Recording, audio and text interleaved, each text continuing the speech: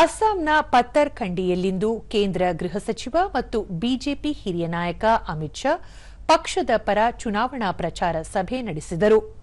ಗಡಿ ದಾಟಿ ಬರುವ ನುಸುಳುಕೋರರಿಂದ ದೇಶದಲ್ಲಿ ಹಲವು ಸಮಸ್ಯೆ ಉಂಟಾಗಿದ್ದು, ಈ ವಲಸೆಗಾರರು ನಮ್ಮ ಯುವಜನರ ಉದ್ಯೋಗ ಕಸಿಯುತ್ತಿದ್ದಾರೆ. ನುಸುಳುಕೋರರ ಸಮಸ್ಯೆ ಬಗೆಹರಿಸಲು ಪ್ರಧಾನಿ ನರೇಂದ್ರ ಮೋದಿ ನೇತೃತ್ವದ ಸರ್ಕಾರ ಪರಿಣಾಮಕಾರಿ ಕ್ರಮ ಕೈಗೊಂಡಿದೆ ಎಂದರು. ಅಸ್ಸಾಂನಲ್ಲಿ ಹಿಮಂತ್ ಬಿಸ್ವಾ ಶರ್ಮಾ ನೇತೃತ್ವದ ರಾಜ್ಯ ಸರ್ಕಾರ 1,50,000 ಬೀಗಾ ಜಮೀನನ್ನು ಅಕ್ರಮ ನುಸುಳುಕೋರರಿಂದ ವಶಪಡಿಸಿಕೊಂಡಿದ್ದು, ಮುಂದಿನ ದಿನಗಳಲ್ಲಿ ನುಸುಳುಕೋರರನ್ನು ತಡೆಯುವ ಪ್ರಯತ್ನ ಮುಂದುವರಿಯಲಿದೆ ಎಂದು ಹೇಳಿದರು. ಪಶ್ಚಿಮ ಬಂಗಾಳದ ಬ್ಯಾರಕ್ಪುರದಲ್ಲಿ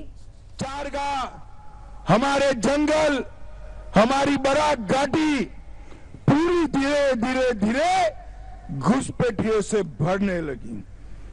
धुबरी, बारपेटा, दरंग, मोरीगांव, बोईगांव, नावगांव, गोलपाड़ा जैसे 7 जिले घुसपैठिए बहुल हो गए. मगर आज मैं स्त्री भूमि में कहकर जाता हूं, बहुत हो गया.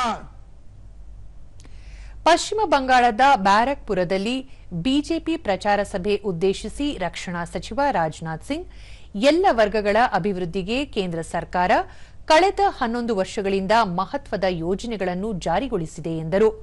ನ್ಯಾಯ, ನೀತಿ ಮತ್ತು ಮಾನವೀಯತೆ ಆಧಾರದ ಮೇಲೆ ಬಿಜೆಪಿ ರಾಜಕಾರಣ ಮಾಡುತ್ತಿದೆ. ಆದರೆ ಪಶ್ಚಿಮ ಬಂಗಾಳದಲ್ಲಿ ಟಿಎಂಸಿ ತುಷ್ಟೀಕರಣ ನೀತಿ ಅನುಸರಿಸುತ್ತಿದೆ. ಕೇಂದ್ರದಿಂದ ರಾಜ್ಯಕ್ಕೆ ಸಾವಿರಾರು ಕೋಟಿ ಅನುದಾನ ಬಿಡುಗಡೆ ಮಾಡಿದ್ದರೂ ಇದರ ಸಮರ್ಪಕ ಬಳಕೆಯಾಗದೆ ರಾಜ್ಯ ಅಭಿವೃದ್ಧಿಯಿಂದ ವಂಚಿತವಾಗಿದೆ ಎಂದರು. राजनीति की जानी चाहिए तो इंसाफ और इंसानियत, जस्टिस और ह्यूमैनिटी के आधार पर पॉलिटिक्स की जानी चाहिए.